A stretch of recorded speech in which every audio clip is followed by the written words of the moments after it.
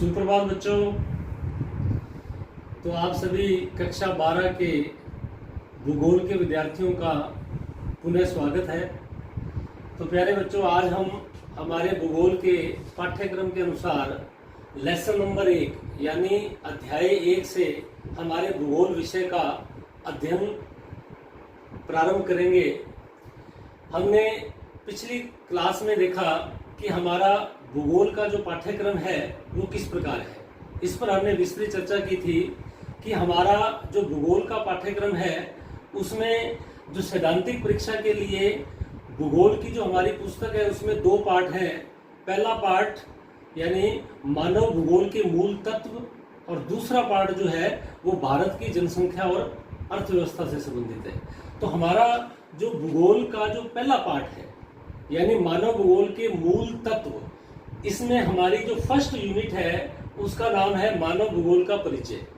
कल आपने इसमें देखा था कि मानव भूगोल का परिचय ये यूनिट जो है कुल 4 नंबर की है और इस यूनिट के अंदर हमारे पास एक लेसन है जो कि हमारे बुक में लेसन नंबर 1 है, मानव भूगोल का अर्थ, प्रकृति, विषय क्षेत्र और विकास। यानी इस लेसन के अंदर हम मानव भूगोल के अर्थ को पढ़ेंगे, मानव भूगोल की प्रकृति क्या है इसको पढ़ेंगे और मानव भूगोल का विषय क्षेत्र क्या है और मानव भूगोल का विकास प्राचीन काल से वर्तमान काल तक किस प्रकार हुआ है, इन सब के बारे में पढ़ेंगे। तो हम शुरुआत करते हैं।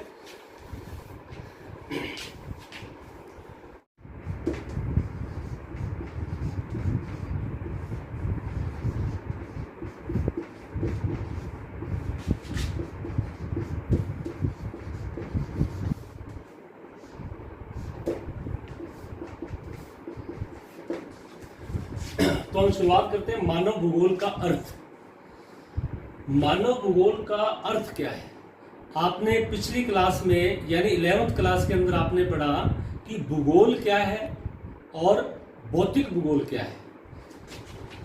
भूगोल यानी जियोग्राफी,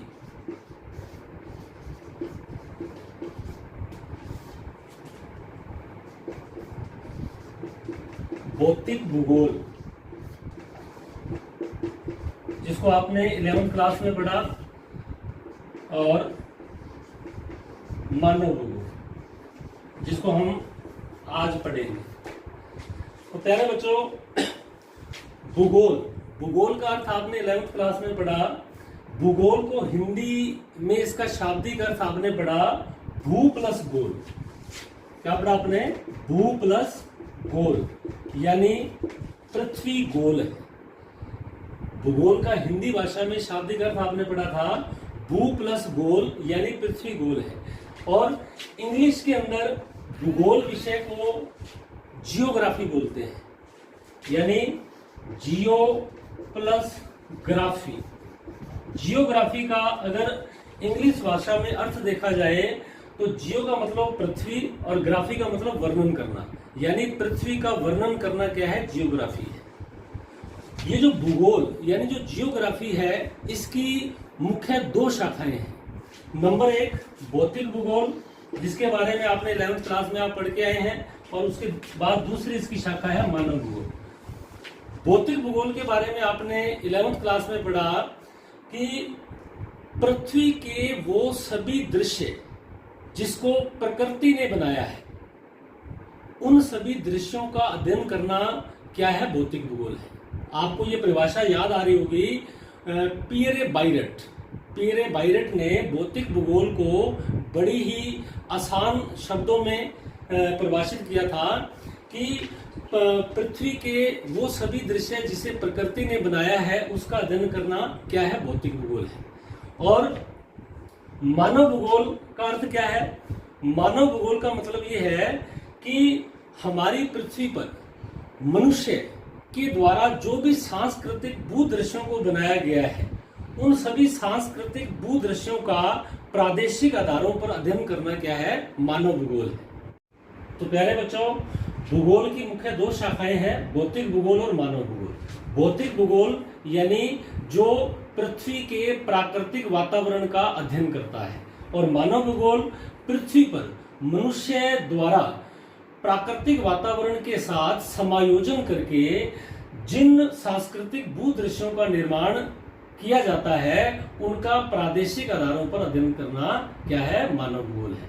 और हमारे सिलेबस के अंदर मानव भूगोल का अर्थ स्पष्ट करने के लिए कुछ परिभाषाएं दी हुई हैं जिसका हम आगे इसमें अध्ययन करेंगे।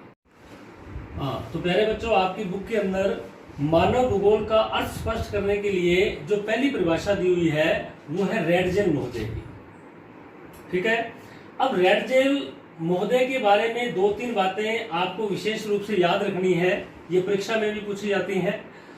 रेडजेल जो है ये मुख्य रूप से जर्मन भूगोलवेता थे। ठीक है, और मानव भूगोल के पिता भी रेडजेल महोदय को कहते हैं, क्योंकि मानव भूगोल का जनक जो है वो रेडजेल महोदय को ही माना जाता है।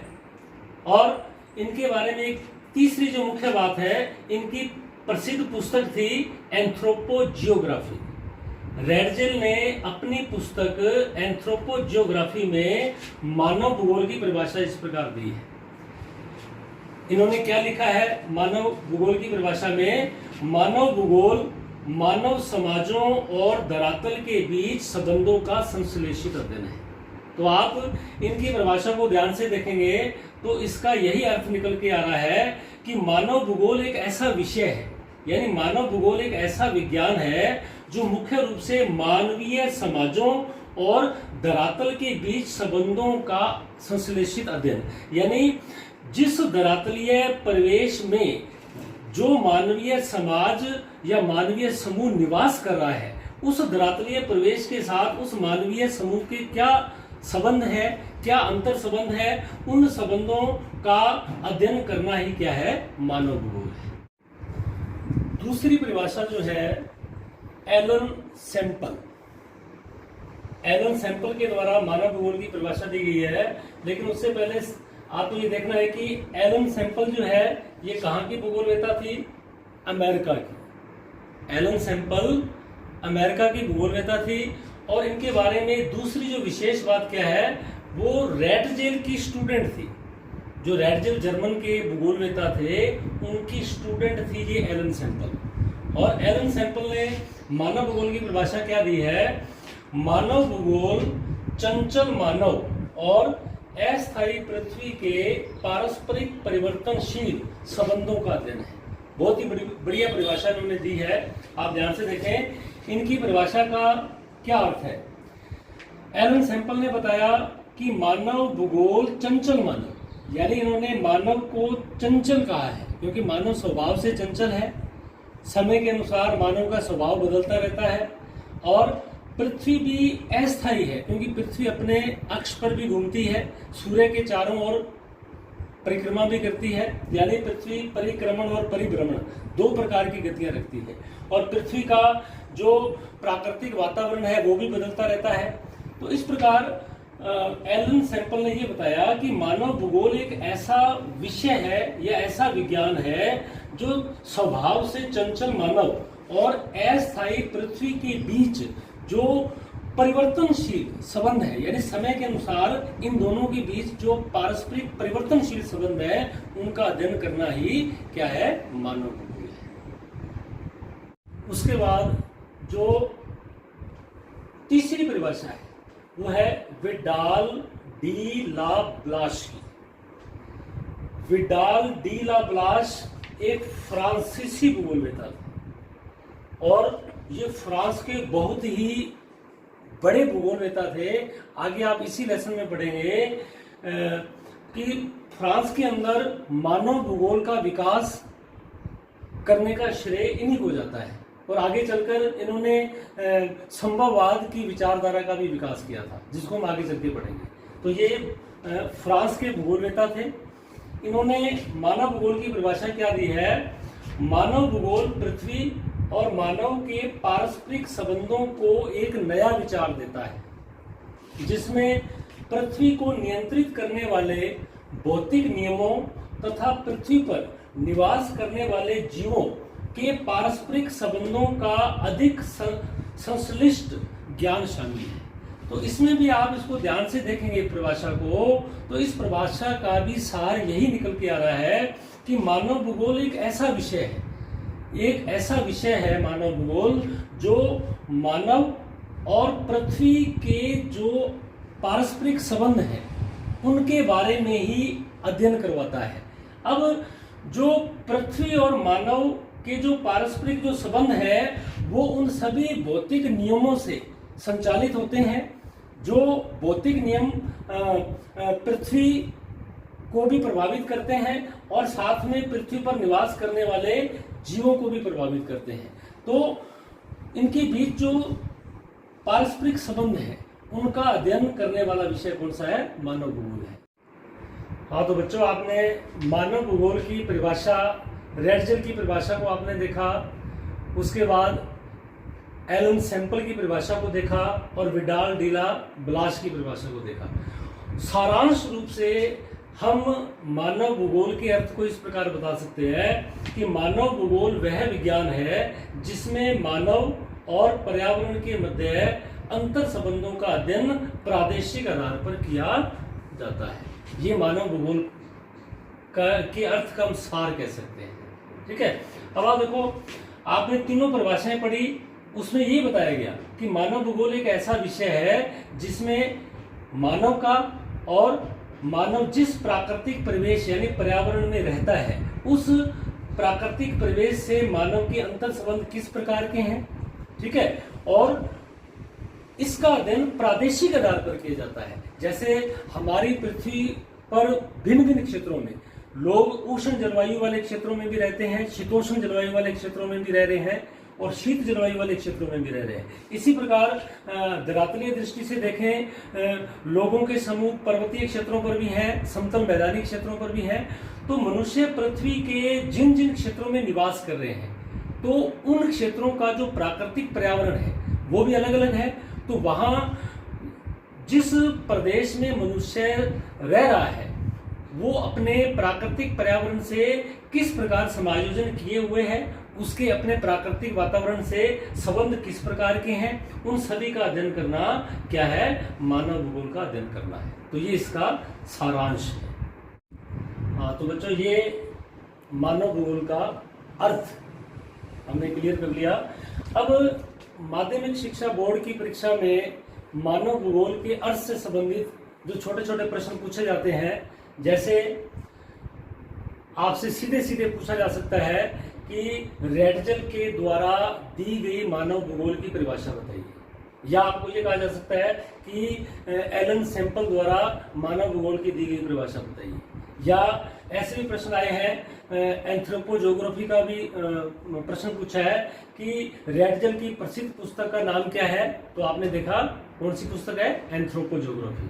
इसी प्रकार इसमें सीधे सीधे प्रश्न में पूछा जा सकता है कि मानव भूगोल के अर्थ को स्पष्ट कीजिए। तो आप मानव भूगोल के अर्थ को स्पष्ट कीजिए। अगर ऐसे प्रश्न आता है तो आप रेटजल या एलन सैंपल में से किसी एक की परिभाषा लिख सकते हैं और उसके बाद सारांश रूप में ये परिभाषा लिख सकते हैं।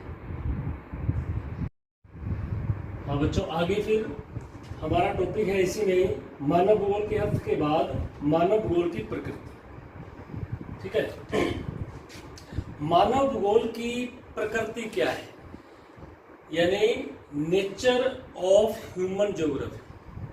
तो हमें पता है, जैसे आपने अभी मानव भूगोल के अर्थ को पढ़ा था, आपने मानव भूगोल के अर्थ में यही पढ़ा कि मानव भूगोल एक ऐसा विषय है जो मानव और उसके वातावरण यानी पर्यावरण के साथ जो उसके अंतर संबंधों के बाद प्रादेशिक आधार पर जो जो सांस्कृतिक भूदृश्य विकसित होते हैं उनका अध्ययन करने वाला विषय जो है वो मानव भूगोल है। तो इसका मतलब मानव भूगोल विषय की प्रकृति में अध्ययन का मुख्य बिंदु क्या हुआ?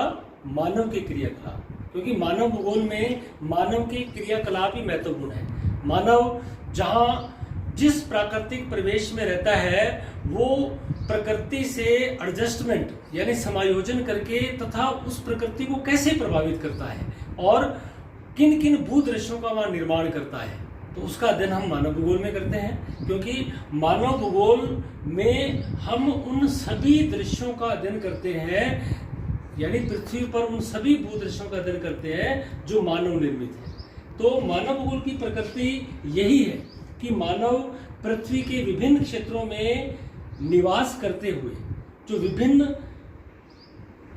भूदृश्यों का निर्माण करता है, उनका अध्ययन करना ही क्या है, मानव भूगोल की प्रकृति है। यानी हम इसे इस प्रकार कह सकते हैं कि मानवीय क्रियाकलापों का विकास कहाँ, कब व कैसे हुआ आदि प्रश्नों का भौगोलिक दृष्टिकोण से उत्तर प्रस्तुत करना ही क्या है, मानव भूगोल की प्रकृति को प्रकट करना है। तो आप इसका स्क्रीनशॉट भी आप लेकर के कॉपी में इसको नोट कर सकते हैं। तो बच्चों, हमारा अगला टॉपिक इसमें है, पहले अध्याय में ही हमने देख लिया कि मानव भूगोल का अर्थ क्या है। उसके बाद हमने मानव भूगोल की प्रकृति को देखा। उसके बाद तीसरा हमारा इसमें टॉपिक है मानव भूगोल का विषय क्षेत्र, यानी मानव भूगोल में किन किन तथ्यों का अध्ययन करते हैं, मानव भूगोल का विषय क्षेत्र क्या है। तो प्यारे बच्चों, मानव भूगोल का विषय क्षेत्र बहुत ही व्यापक है। अब मानव भूगोल का विषय क्षेत्र जो है ये बहुत व्यापक क्यों है? क्योंकि मानव भूगोल की परिभाषा और इसके अर्थ से स्पष्ट हो जाता है कि मानव भूगोल के अंतर्गत मुख्य रूप से मानवीय क्रियाकलाप ही केंद्रीय बिंदु है। यानी पृथ्वी पर निवास करते हुए मानव ने अपने प्राकृतिक परिवेश के अंतर्गत समायोजन करके जिस प्रकार के भूदृश्यों का निर्माण किया है, उन सभी का अध्ययन मानव भूगोल में शामिल होता है। अतः मानव भूगोल का विषय क्षेत्र जो है बहुत ही अधिक व्यापक है। अगर हम मोटे रूप से देखें, मानव भूगोल के विषय क्षेत्र में हम किसको शामिल करते हैं, जैसे एक छोटा डायग्राम से आप इसको बता सकते हैं। मानव भूगोल के विषय क्षेत्र में नंबर 1 जनसंख्या, नंबर 2 जिस प्रदेश में मानव समूह निवास कर रहा है उस प्रदेश के प्राकृतिक संसाधन, फिर उसके बाद नंबर 3 प्रदेश का जो सांस्कृतिक वातावरण है वो शामिल है। उसके बाद उस प्रदेश में नियोजन व प्रादेशिक संगठन का स्तर क्या है, और कालिक अनुक्रम यानी समय के अनुसार मानव और पर्यावरण का संबंध किस प्रकार का है, और उस प्रदेश के जहां मानव समूह निवास करता है उस प्रदेश के अन्य प्रदेशों से संबंध क्या है। तो मोटे रूप से मानव भूगोल के विषय क्षेत्र में हम इन बिंदुओं को शामिल करते हैं। तो आप प्यारे बच्चों इसको आप ध्यान से देखें। जैसे मानव भूगोल के विषय क्षेत्र में पहला पॉइंट हमारे पास क्या है, जनसंख्या। तो पहला पॉइंट हमारा जो जनसंख्या है, जनसंख्या के अंतर्गत हम क्या अध्ययन करते हैं, विश्व में जनसंख्या का वितरण प्रारूप किस प्रकार है, विश्व में जनसंख्या का घनत्व कैसा है, भिन्न भिन्न क्षेत्रों में जनसंख्या वृद्धि दर क्या है, और विश्व में जो महाजन समूह है वो कहाँ पाए जाते हैं, मध्यम जनसंख्या का घनत्व कहाँ है, विरल जनसंख्या का घनत्व कहाँ है, उन सभी का अध्ययन हम इस जनसंख्या के अंतर्गत करते हैं। ठीक है। उसके बाद मानव भूगोल के विषय क्षेत्र में दूसरा पॉइंट ये क्या है, प्रदेश के प्राकृतिक संसाधन, प्रदेश के प्राकृतिक संसाधन। तो इसके अंतर्गत हम क्या अध्ययन करते हैं, मनुष्य जिस प्रदेश में निवास करता है वहां पर उपलब्ध प्राकृतिक संसाधन किस प्रकार के हैं। जैसे वहां उपलब्ध भूमि संसाधन है, जल संसाधन है, खनिज संसाधन है, मनुष्य वहां निवास करते हुए इन सभी संसाधनों का प्रयोग किस प्रकार करता है, उनका अध्ययन हम इसके अंतर्गत करते हैं। फिर उसके बाद है सांस्कृतिक वातावरण। मनुष्य जिस प्रदेश में निवास करता है वहां मनुष्य ने किस प्रकार के सांस्कृतिक वातावरण का निर्माण किया है। अब सांस्कृतिक वातावरण का निर्माण मनुष्य किस प्रकार करता है, जिस परिवेश में वो रह रहा है उसके साथ अनुकूलन या समायोजन करके जो है उसने किस प्रकार के सांस्कृतिक वातावरण का निर्माण किया है, वहाँ उसका रहन सहन का स्तर क्या है, उसका वेशभूषा क्या है, खान पान क्या है, उसके रीति रिवाज क्या है, इन सभी का अध्ययन जो है सांस्कृतिक वातावरण के अंतर्गत किया जाता है। फिर उसके बाद है नेक्स्ट पॉइंट है मानव भूगोल के विषय क्षेत्र में कालिक अनुक्रम। इसके अंतर्गत देखो मनुष्य जिस प्राकृतिक परिवेश में निवास करता है वहाँ मनुष्य के जो भौगोलिक संबंध है वो स्थिर न रह करके गतिशील होते हैं। तो समय के अनुसार प्रदेश विशेष में मनुष्य के प्राकृतिक परिवेश के साथ किस प्रकार जो गतिशील संबंध है, समय के अनुसार किस प्रकार उसके परिवर्तनशील संबंध है, उनका अध्ययन जो है हम इसके अंतर्गत करते हैं। फिर उसके बाद है पांचवा पॉइंट हमारे पास है नियोजन एवं प्रादेशिक संगठन। मनुष्य पृथ्वी के जिस प्रदेश में निवास कर रहा है वहां पर जो संसाधन उपलब्ध है उन संसाधनों का प्रादेशिक संगठन किस प्रकार किया गया है, यानी जो संसाधनों का विभाजन है वो सभी वर्गों में किस प्रकार है, उन संसाधनों का वहां पर उपयोग किस प्रकार हो रहा है और वहां पर संसाधनों का संरक्षण किया जा रहा है या नहीं किया जा रहा है। और आज के समय में हम देखें तो पृथ्वी के विभिन्न क्षेत्रों में पर्यावरणीय अवनयन की समस्याएं भी पैदा हो रही हैं। तो उस प्रदेश विशेष में प्रादेशिक नियोजन के अंतर्गत पर्यावरण नियोजन हो रहा है या नहीं हो रहा है, पर्यावरण का संरक्षण किया जा रहा है या नहीं किया जा रहा है, ये भी मानव भूगोल के विषय क्षेत्र के अंतर्गत जो है महत्वपूर्ण बिंदु है। उसके बाद अन्य प्रदेशों से संबंध।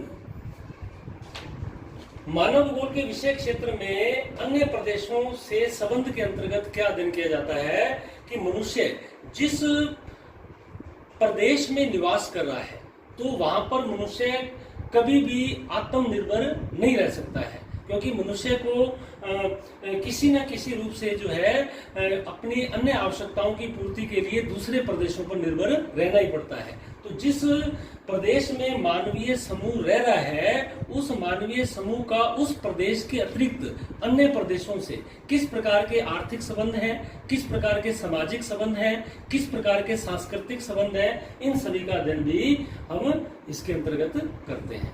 तो मोटे रूप से मानव भूगोल के विषय क्षेत्र में ये 6 बिंदु शामिल हैं।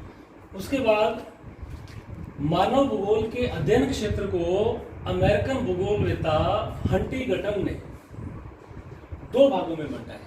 हंटिंगटन ने मानव भूगोल के अध्ययन क्षेत्र में 2 बिंदु बताए हैं। नंबर 1 भौतिक दशाएं और दूसरा मानवीय अनुक्रिया। यानी हमने जो सामान्य रूप से मानव भूगोल के विषय क्षेत्र में इन 6 बिंदुओं को पढ़ा, उन 6 बिंदुओं को शामिल करते हुए हंटिंगटन ने इसके 2 बिंदुओं में ही मानव भूगोल के अध्ययन क्षेत्र को बताया है। भौतिक दशाएं यानी प्रदेश विशेष का प्राकृतिक वातावरण किस प्रकार का है। प्राकृतिक वातावरण की बात करें तो प्राकृतिक वातावरण के अंतर्गत वहां की जलवायु, वहां की भूमि, वहां का धरातल, ये सारी प्राकृतिक दशाओं को शामिल करते हुए इसने हंटिंगटन महोदय ने एक ही बिंदु बताया है, भौतिक दशाएं।